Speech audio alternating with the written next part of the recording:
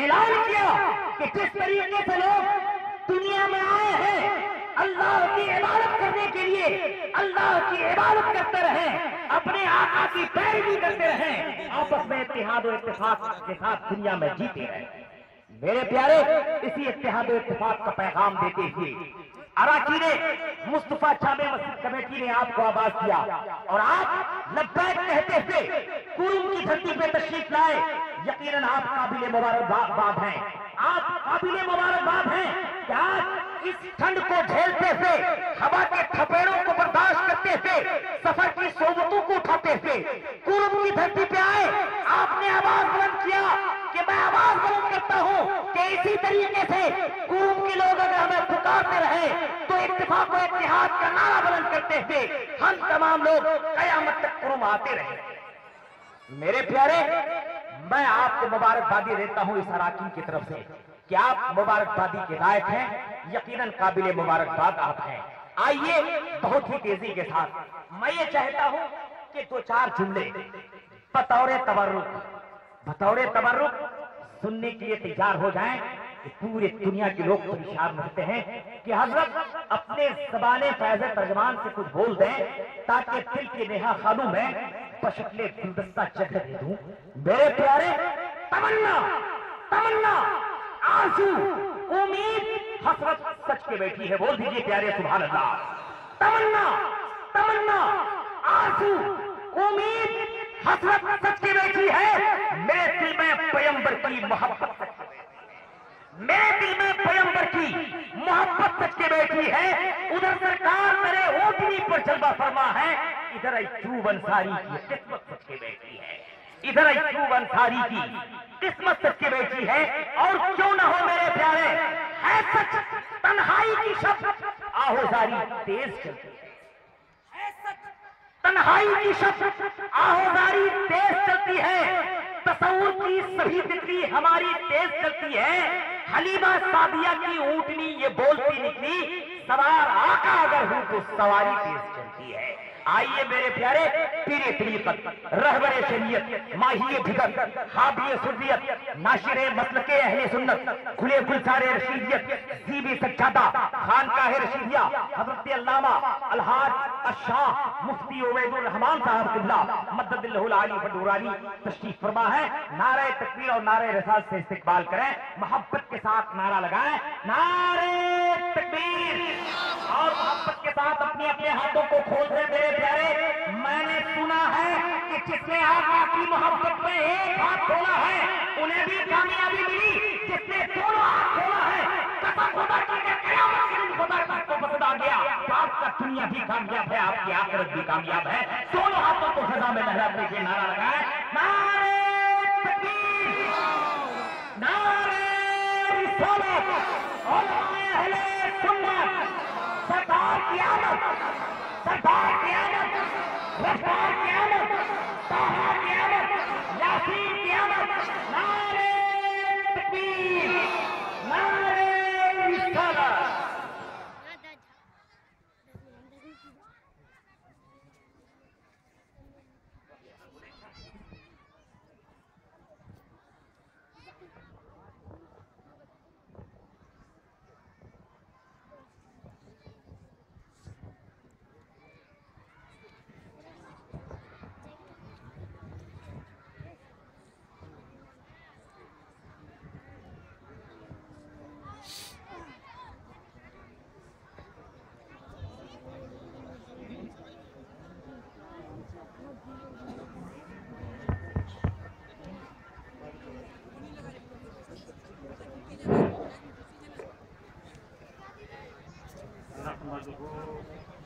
ونستعينه ونستغفره ونعوذ بالله من شرور أنفسنا ومن سيئات أعمالنا،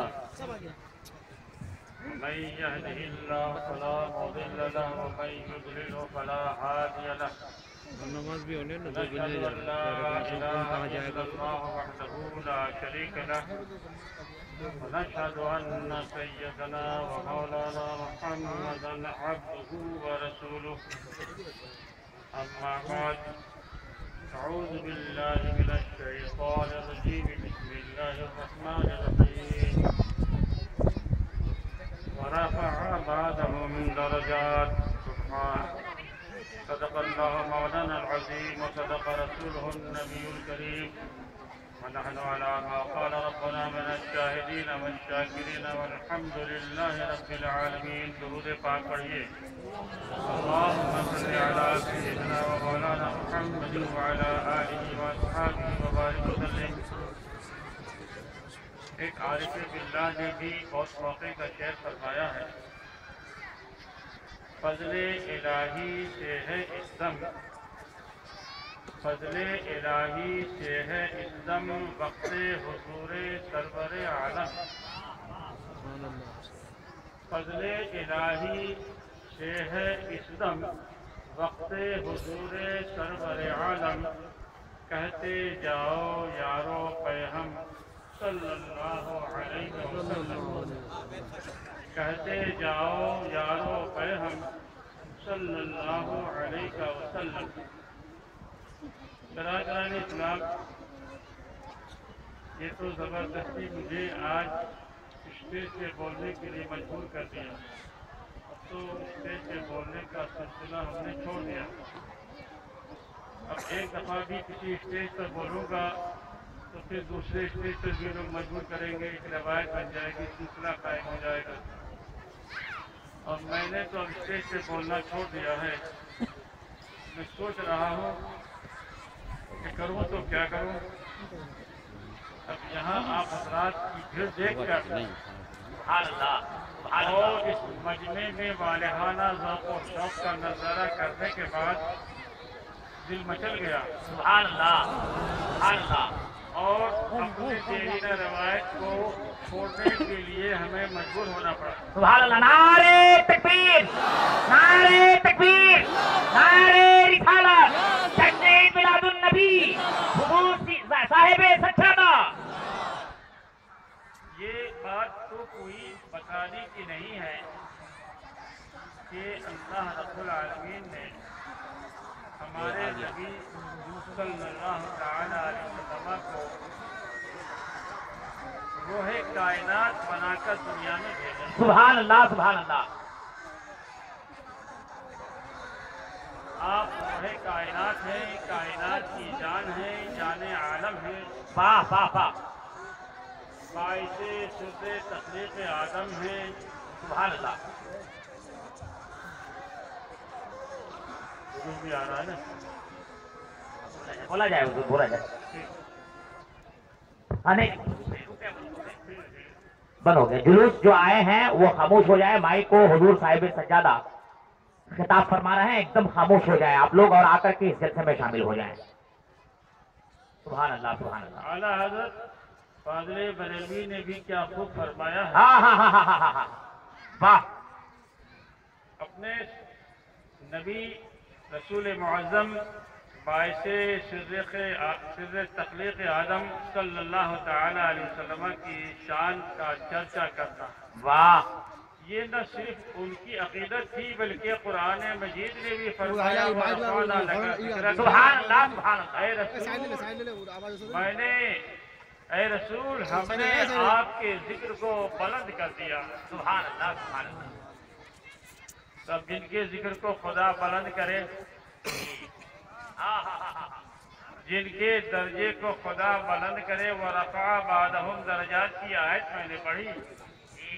جن کے درجے کو اللہ بلند فرمائے، جن کے ذکر کو اللہ بلند کرے، آج کچھ لوگ ان کے درجے کو گھٹانے کے لیے کمر بستہ نظر آ رہے ہیں. عجیب و غریب بات ہے کہ یہ میلاد جو کر رہے ہو یہ غلط، یہ قیام جو کر رہے ہو تو غلط، یہ جلوس محمدی جو نکال رہے ہو تو یہ تو سب سے بڑی بدعت. اب تک تو باپ داداؤں سے کبھی یہ جلوس نکلا نہیں. یہ تو چند برسوں سے پتہ نہیں یہ بدعتی جماعت والوں نے کیا کیا بدعتیں سوچ رکھی ہیں کہ ایک سب سے بڑی بدعت تو جلوس محمدی کی بدعت نکال دی. طرح طرح کی باتیں آپ کو سننے کو مل سکتی ہیں. تو میں ایک بات بیان کر کے بخاری شریف کی حدیث کو پیش کر کے بات کو مختصر انداز میں سمیٹ کر کے اور صلاۃ و سلام کے لیے آپ حضرات سے گزارش کروں گا۔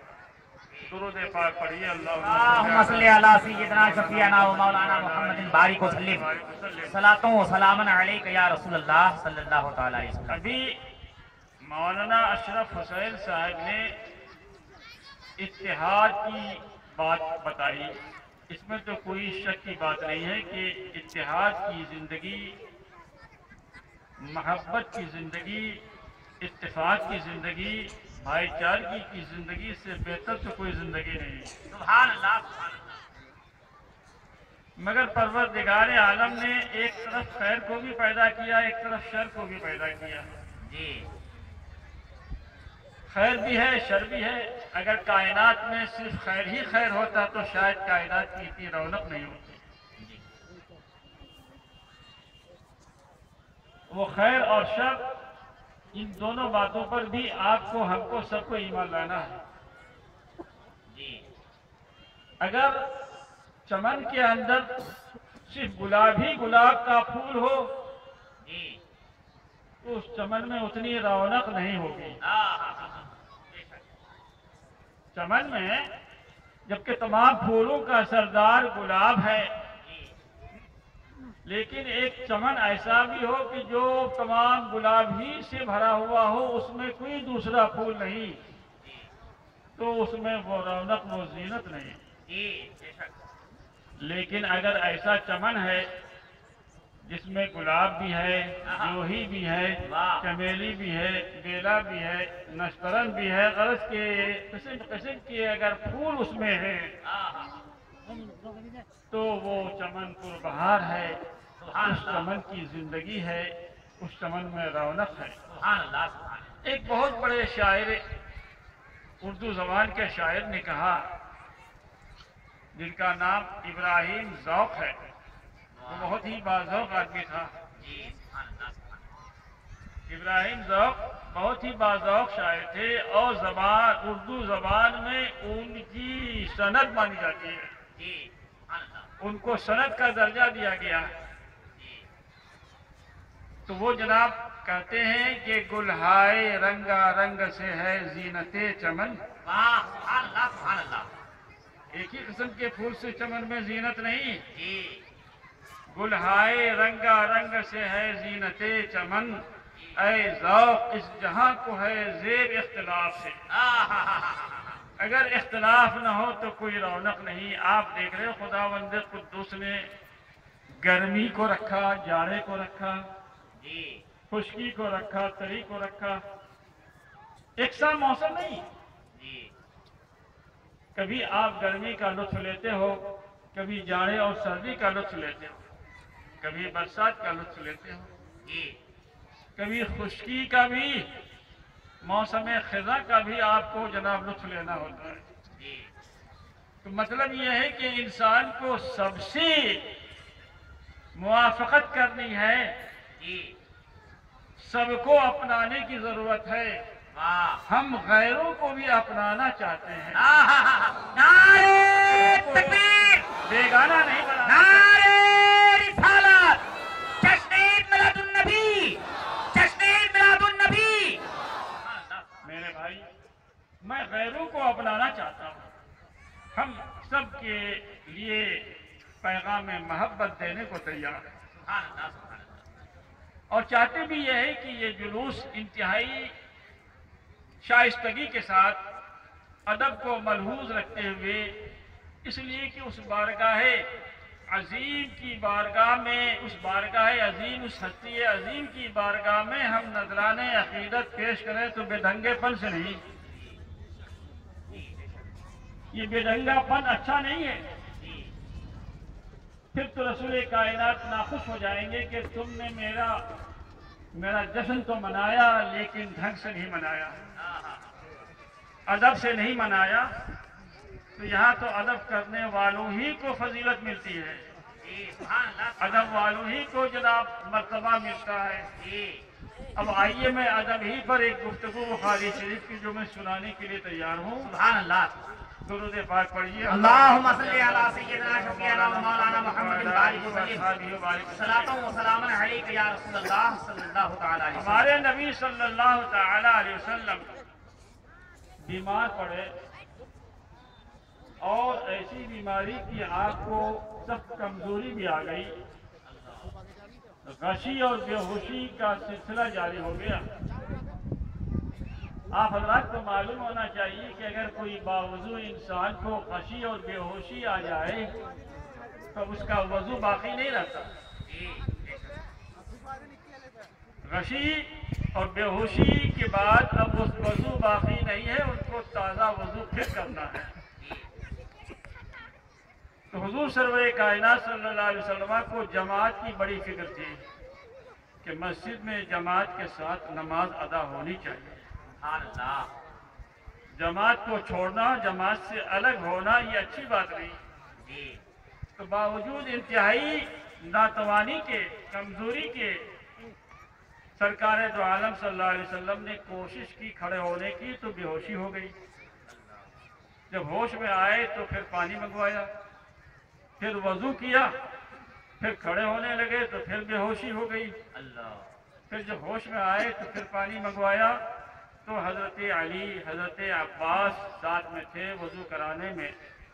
ان دونوں حضرات نے آپ کو اپنے کاندھے کے سہارے مسجد میں وضو، آخری وضو کرنے کے بعد مسجد میں وہ لے گئے تو جماعت کھڑی تھی۔ حضرت سیدنا ابو بکر صدیق رضی اللہ تعالیٰ عنہ امامت کے مصلی پہ تھے اور باقی صحابہ کرام رضوان اللہ تعالیٰ علیہم اجمعین سب بستہ اقتداء میں کھڑے تھے۔ لیکن جب پچھلی صف کے نمازیوں کو احساس ہوا کہ میرے آقا جناب احمد مصطفیٰ محمد مصطفیٰ صلی اللہ تعالی علیہ وسلم مسجد میں تشریف لا چکے ہیں، تو اب صفوں کے لوگ حضور کو آگے جانے کے لیے جگہ دینے کی کوشش کرنے لگے۔ یعنی نماز کی حالت میں، نماز تو اللہ کی عبادت و بندگی کا مقام ہے، اللہ کی بندگی اور پرستش اور عبادت کی منزل ہے۔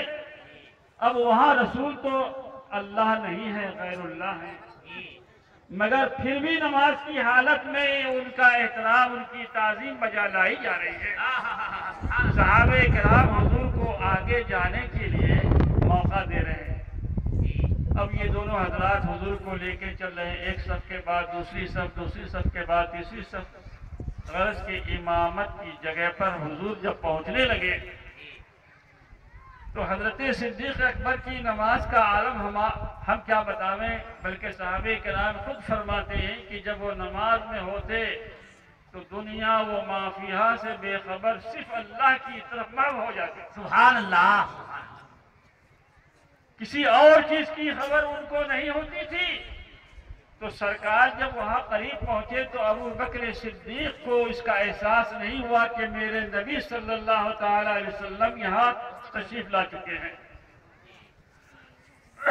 تو جب یہ صدیق اکبر کو معلوم نہ ہو سکا تو پیچھے کی جماعت میں جو لوگ اقتداء میں کھڑے تھے ان لوگوں نے تالی بجا کر صدیق اکبر کو متوجہ کیا کہ تم کس عالم میں ہو، سرکار تشریف لا چکے ہیں۔ سبحان اللہ، سبحان اللہ۔ دیکھیے وہ خدا کی طرف توجہ تھی، وہ بالکل حضور قلبی سے نماز ادا کر رہے تھے، خدا کی طرف ان کا دھیان تھا، مگر اب صحابہ کرام نے ان کے دھیان کو حضور کی طرف مبذول کرا دیا۔ جب حضرت صدیق اکبر کو احساس ہوا کہ سرکار تشریف لا چکے، غور کیجیے گا، میں توجہ چاہوں، سرکار تشریف لا چکے تو اب امامت کی جگہ چھوڑ کر کے مقتدی کی صف میں وہ کھسکنے لگے، مقتدی کی صف میں آنے لگے، امامت کی جگہ کو چھوڑنا شروع کر دیا۔ تو سرکار دو عالم نے ارشاد فرمایا، علی رسلکم، اے ابو بکر تم اپنی جگہ پہ رہو، پیچھے ہٹنے کی ضرورت نہیں ہے، اور پیچھے ہٹنے کی کوشش مت کرو، اپنی جگہ پہ رہو۔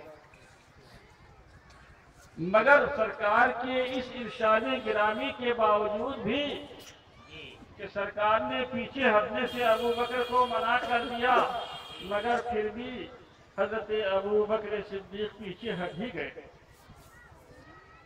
और कीजिएगा,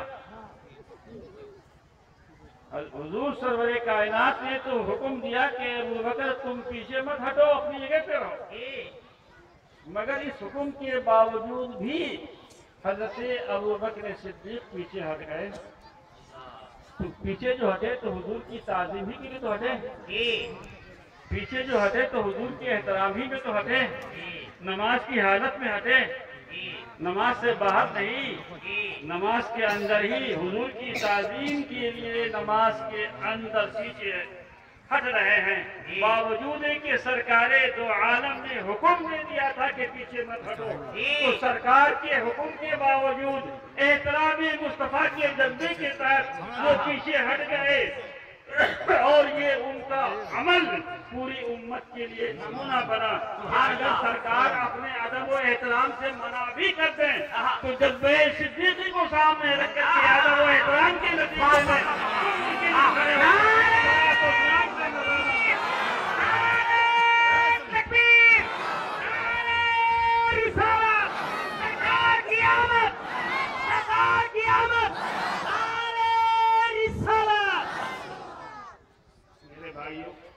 ये आखिरी वक्त की बात है।